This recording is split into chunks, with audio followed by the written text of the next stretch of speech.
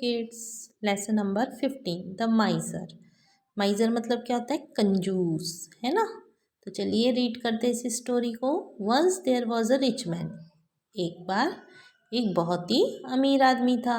He was a miser. वो बहुत ही कंजूस था. He ate very cheap food and spend very little money. वो बहुत ही सस्ते खाने खाता था और बहुत ही कम पैसे खर्च करता था. He lent money to small shopkeepers at a high interest. वो दूसरे शॉपकीपर्स को पैसे उधारी पे दिया करता था, है ना? बहुत ही भारी मात्रा में इंटरेस्ट भी लेता था उनसे. In this way he earn a lot of money. Every morning he went out to see the shopkeepers and came home at mid day. तो वो क्या करता था? इस तरीके से लोगों को पैसे देकर और उनसे इंटरेस्ट लेकर काफ़ी पैसा कमा लेता था. वो सुबह सुबह शॉपकीपर्स को देखने जाता था और घर में दोपहर तक आ जाता था. The miser had a watchman to look after his house. Miser के घर को देख रेख के लिए किसको रखा था? एक वॉचमैन को रखा था. द वॉचमैन लिव्ड इन अ हट नियर द गेट. वॉचमैन क्या करता था? उसके गेट के पास एक झोपड़ी बनाकर रहता था. He liked fish and his wife cooked it for him every day. अब वो वॉचमैन को क्या पसंद था खाना? मछली. और उसकी बीवी हर रोज़ उसके लिए पका के देती थी. The watchman told his wife cook the fish before mid day. अब जो वॉचमैन था वो क्या बोलता था कि दोपहर से पहले उस फिश को पका लिया करो. Our master will out then. हमारा मालिक उस समय बाहर रहता है. ही डजंट ईट मीट और fish and he will not like the smell of fish. हमारे मालिक को ना तो वो मीट खाता है ना मछली खाता है और उसे फिश की स्मेल पसंद नहीं. One day the master came home early. एक दिन क्या हुआ कि उसका मालिक जल्दी घर आ गया. He walked past the watchman's hut and caught the smell of fish. अब वो वॉचमैन के घर के पास से गुजर रहा था तो उसे मछली की खुशबू आ गई. It was a nice smell and he liked it very much. उसको यह खुशबू बहुत ही पसंद आया और उससे पसंद आ गया फिश की खुशबू जो थी पक रहा था, है ना? That afternoon he called the watchman and asked him, "What were you cooking today?" तो उस दोपहर को वॉचमैन को बुलाया उसने और बोला कि आज क्या पका रहे हो? The watchman said quickly, "I won't do it again sir, please excuse me." मैं फिर से नहीं करूँगा. वॉचमैन एकदम घबरा गया और बोला कि मैं फिर से कभी नहीं करूँगा, प्लीज़ मुझे माफ़ कर दें. The miser said, "don't be afraid, I am not angry." माइजर ने क्या बोला उसके मालिक ने कि घबराया नहीं, मैं तुमसे गुस्सा नहीं हूँ. What was your wife cooking, please tell me. तुम्हारी बीवी क्या बना रही है, प्लीज़ बताओ मुझे. The watchman said, "we are cooking fish." तो वॉचमैन बोलता है वो क्या बना रहे?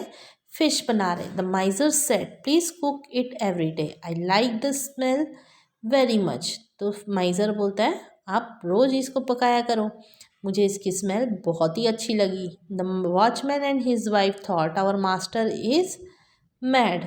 तो वॉचमैन और उसकी वाइफ क्या सोचते हैं कि उसका मालिक जो है पागल है. But they cooked fish every day. लेकिन वो रोज़ फिश बनाते थे. After a month one evening the watchman and his wife came to see their master. अब एक महीने बाद उन्होंने वॉचमैन और उसकी वाइफ उसके मास्टर के पास देखने गए. Sir, you like the smell of fish, the watchman said to his master.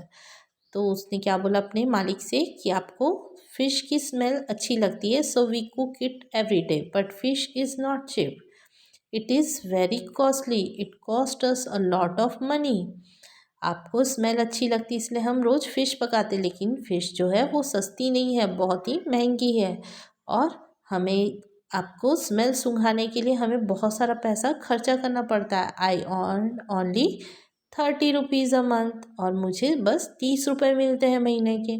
So please give us money for the fish.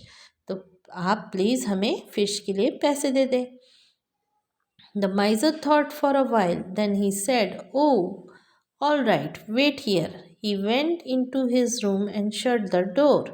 Behind him, he took out some silver coins from a bag. अब उन्होंने माइज़र जो था, ठीक है, वो क्या किया, अंदर गया रूम के अंदर और अपने दरवाजे को बंद कर लिया और अपने कमरे के अंदर कुछ सिल्वर कॉइन्स बैग में से निकाला. He drop them one by one on the floor. अब वो क्या किया, फ्लोर पे one by one silver coins को ड्रॉप करने लगा.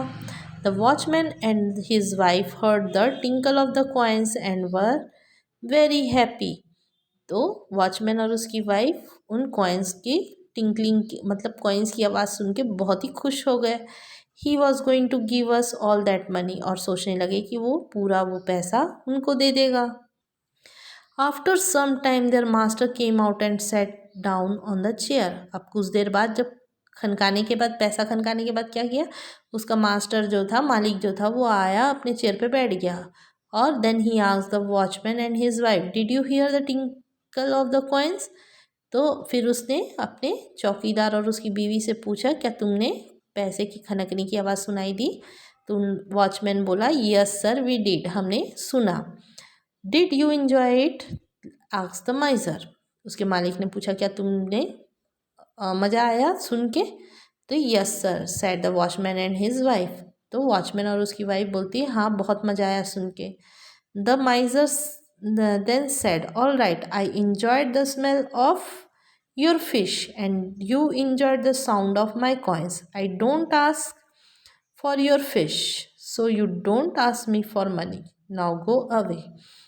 माइज़र ने बहुत चालाकी से अपने वॉचमैन और उसकी वाइफ को क्या बोला कि मैं तो बस फ़िश की स्मेल सूंघता हूँ, खाता तो नहीं हूँ, इसीलिए तुम भी मेरे पैसों की आवाज़ सुने और खुश हो गए.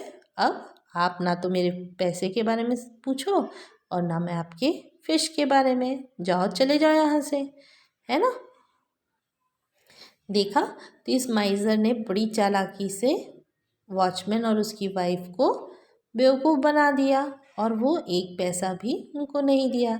इसीलिए कहा जाता है दूसरों को दिखाने के लिए कभी भी कोई कार्य नहीं करना चाहिए.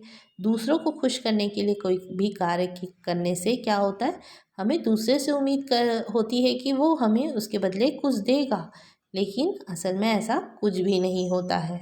Okay, thank you.